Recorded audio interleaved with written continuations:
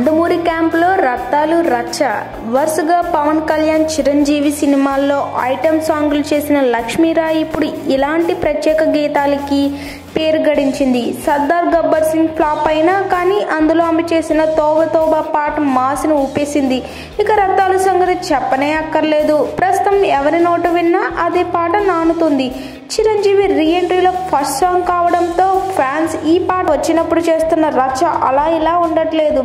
రత్తాలతో ఒక్కసారిగా లక్ష్మీరాయ్పై అందరి కళ్ళు పడుతున్నాయి. ఇంతకు ముందు ఐటెం సాంగ్ అంటే పాపులర్ హీరోయిన్ల వైపు చూసిన వాళ్ళంతా ఇప్పుడు ఐటెం సాంగ్ స్పెషలిస్ట్ అయిన లక్ష్మీరాయ్ కోసం ఎంక్వైరీలు చేస్తున్నారు. వచ్చిన లక్ష్మీరాయ్ ఇప్పుడు నందమూరి క్యాంప్ లో రచ్చ చేయడానికి సిద్ధమవుతుంది. ఎన్టీఆర్ తో బాబీ దర్శకత్వంలో రూపొందుతున్న జై లవకుశ చిత్రంలో లక్ష్మీరాయ్ ఐటెం సాంగ్ చేస్తున్నట్లు సమాచారం. సర్దార్ గబ్బర్ సింగ్ దర్శకుడే కనుక బాబీనే లక్ష్మీరాయ్ పేరు రిఫర్స్ చేసి ఉండొచ్చు.